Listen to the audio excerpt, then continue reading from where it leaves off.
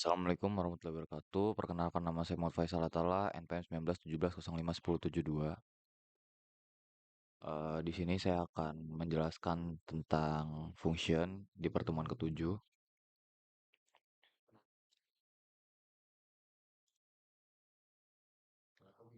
yaitu gambaran umum.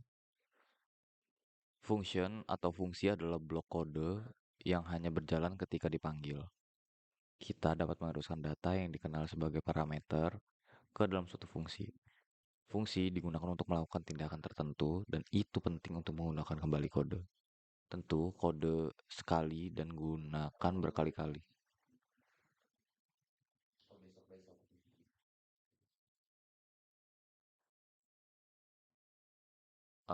Di materi praktikum ini, pendeklarasian fungsi C++ menyediakan beberapa fungsi yang telah ditentukan sebelumnya, seperti main yang digunakan untuk mengeksekusi kode, tetapi kita juga dapat membuat fungsi sendiri atau melakukan tindakan tertentu.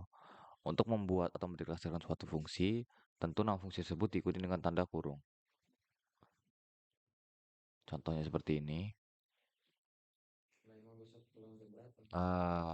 Untuk penjelasannya itu void versus tipe data. Void, ketika kita ingin membuat suatu fungsi tidak mengembalikan suatu nilai, maka kita gunakan void pada awal pendeklarasian.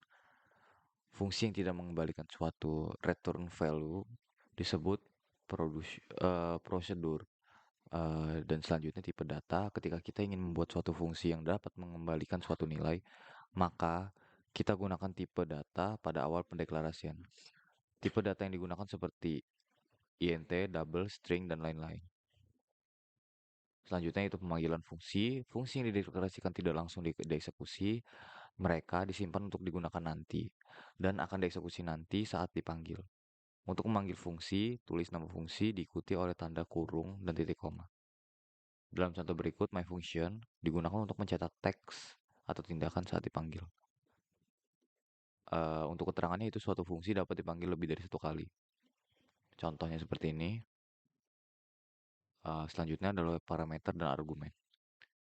Informasi dapat diteruskan ke fungsi sebagai parameter. Parameter bertindak sebagai variabel di dalam fungsi.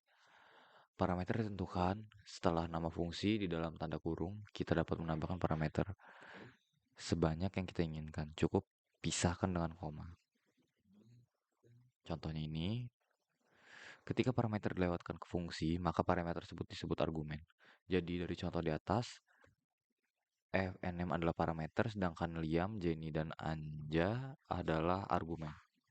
Parameter default. Kita juga dapat menggunakan nilai parameter default dengan menggunakan tanda sama dengan jika kita memanggil fungsi tanpa argumen, ia menggunakan nilai default. Contohnya adalah sebagai berikut. Multiple parameter. Dalam sebuah fungsi, kita dapat menambahkan banyak parameter sesuai dengan yang kita inginkan.